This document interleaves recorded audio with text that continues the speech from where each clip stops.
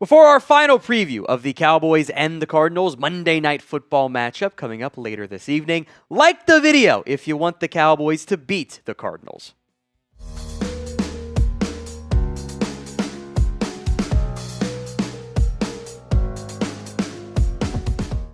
Week 9, Monday Night Football, the final game of this week and the final game before the NFL trade deadline.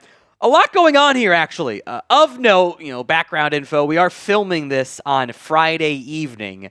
So there will be updates to the injuries we'll get to here in a little bit. Line is changing. Cowboys are 3.5 points now instead of 2.5 for a reason we'll get to here in a little bit.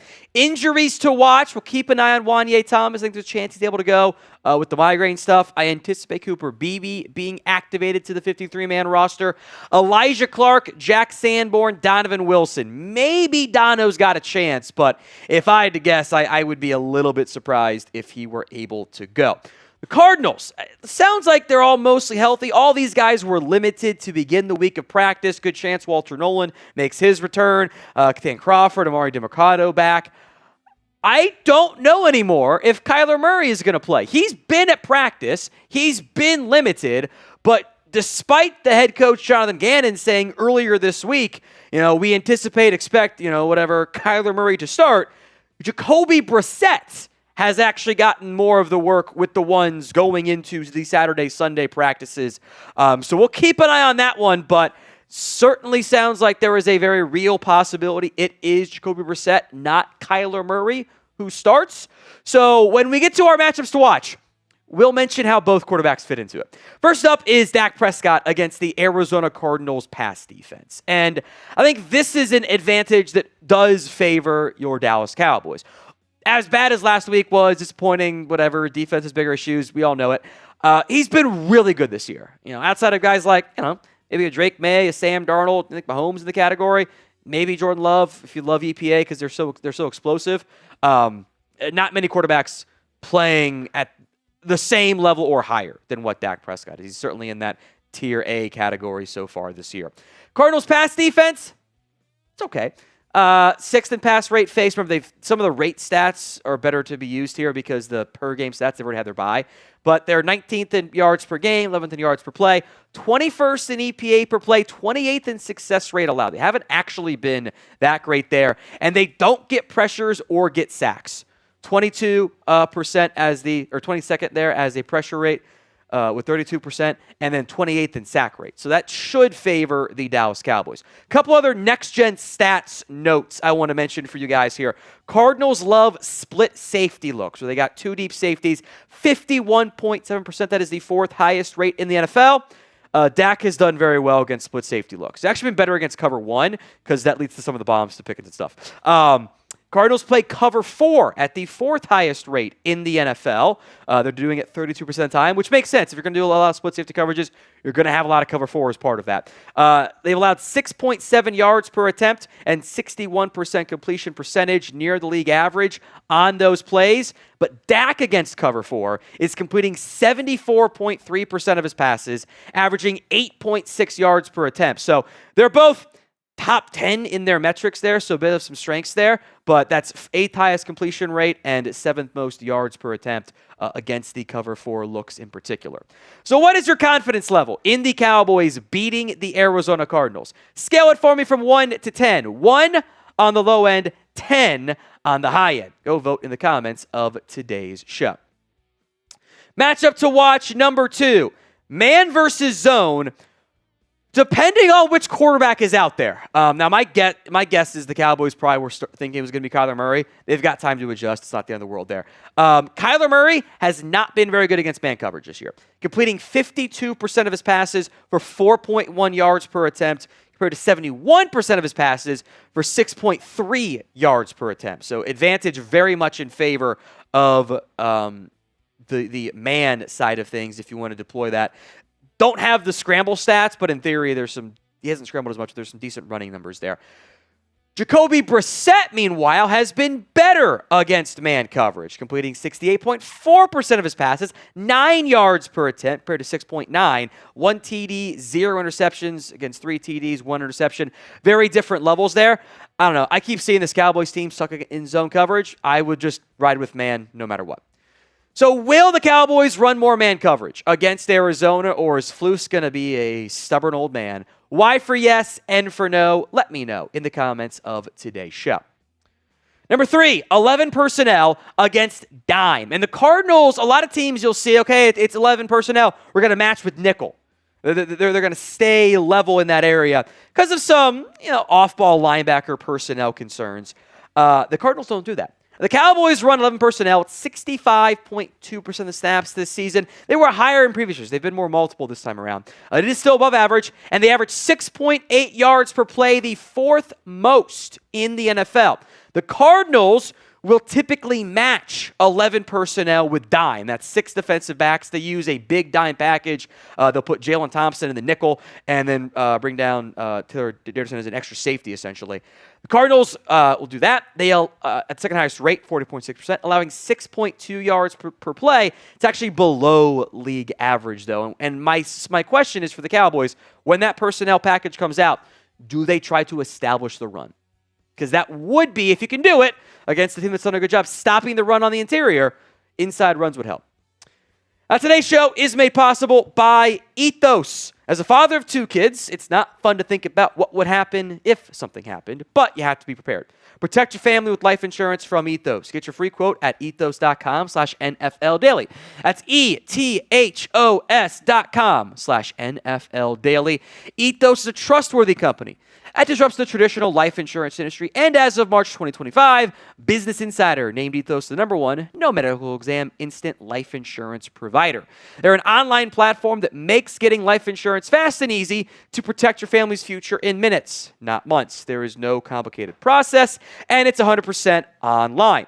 No medical exam is required. You just answer a few health questions and get a quote in as little as 10 minutes. 3 million families have completed their applications and trusted Ethos to help find the right coverage for them. Protect your family with life insurance from Ethos. Get your free quote at ethos.com/NFL Daily. That's ETHOS.com/NFL Daily. Application times may vary and rates may vary. Links in the comments and the description of today's show. Matchup to watch, the 4th. This is just the Cowboys defense in general against Trey McBride and Marvin Harrison Jr. McBride, I think, is one of the best tight ends in the NFL. He is one of their go-to players on third down. When it is third down, they look his way at one of the highest rates in the entire National Football League. Marvin Harrison, for a little bit, kind of looked like he had some of the yips. That first half of the Seahawks game, he did several drops. He looked very confused. He just didn't look comfortable. Looked like he was not on the same page at all with Kyler Murray. He did close that half pretty well. Since then, had a 98-yard game against the Titans, but has only caught 4 passes over the past 2 games. This is probably a game he feels like is a get-right game.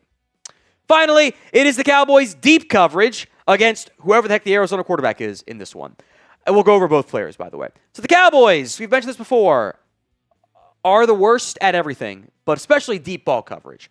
Almost all of these numbers are either last or dead last in the NFL. They are allowing the 20-plus air yard throws at a 54.5% conversion rate. 673 yards, 84.1 yards per game, over 20 yards per attempt, 9 touchdowns, 1 interception. The EPA per play is plus 1.5 on every drop back, by the way. Pressure rate is 36.4. That's top 20. So at least you got that going for you. But you drop back, you're just gaining 1.5 points. Like, obviously, deep balls have the chance to be more impactful plays in general because you're potentially getting chunk plays and touchdowns. But, like, the MVP will be, like, at plus 0.35 MVP EPA. This is, like, 4 times that, 5 times that. It's absurd. Kyler Murray hasn't been good here. 5 of 12 all season among the 34, I believe, qualifying quarterbacks. 27th and 32nd on completion attempts. Is 7th in completion percentage, which, again, 41.7 is 7th, and you're allowing 54.5. 167 yards is 28th. 8th in yards per attempt, but 1 touchdown, no interceptions, plus .7 EPA per play is 6th. Pressure rate is tied for 10th. He hasn't really pushed it downfield at all, really, beyond 10-plus yards. And by the way, on throws beyond 10-plus yards, the Cowboys have allowed 1,106 yards and 13 touchdowns, which are also the worst in the NFL because they suck. They suck. I mean, there's no way around it. He's completing 30th ranked percentile there, 42.4, just 30th among NFL QBs. Low on yards, low in yards per attempt. 1 touchdown, 2 interceptions. EPA is below average. Kyler honestly hasn't been very good this year. Now, on the flip side, if it's Jacoby Brissett playing for the Arizona Cardinals, 5 of 10, 50%, 157 yards on deep balls. He actually doesn't have enough qualifying attempts on next-gen stats to include him in there, but you can compare with Kyler and you go, okay, well, he's completing a better completion rate than what Kyler Murray is on deep passes. He's actually got almost as many yards, although it is on 1 fewer attempt. He's got a better better yards per attempt. My bad, I was looking at the wrong number there. No touchdowns, no receptions. His EPA per play is crazy high. It's actually totally PM, my bad. 60% pressure rate. He has been much better. That's pure EPA there. And also good on the 10 to 19 yard throws. He's just been a little bit better across the board for whatever reason on this stuff. He has been a little bit more dialed in than what Kyler Murray has been. And that's something that I think we should not overlook. And I would almost wonder if you can make an argument that Brissett is the better quarterback than Kyler Murray is right now. But we'll ask this as if it's Kyler Murray because it looks like it's a really cool graphic. DP for Dak Prescott, KM for Kyler Murray. I think it's obviously Dak. I think it's always been Dak. And I think, frankly, the Kyler love is, I think, just not very fair to what he's been in the course of his NFL career. Knowing that if he plays, he's going to light the Cowboys up. Number 5, player to watch, Cowboys offensive line. Just as a unit, because this is the Clayton Adams revenge game, by the way. He left Arizona to come to Dallas. I don't know if that's much of a revenge, but I do anticipate the starting 5 offense lineman back in there. We'll leave it as such just in case something weird happens, but I think the starting 5 will be back out there. I'd like to see some better bully ball. Haven't seen enough of that consistently the past couple of weeks.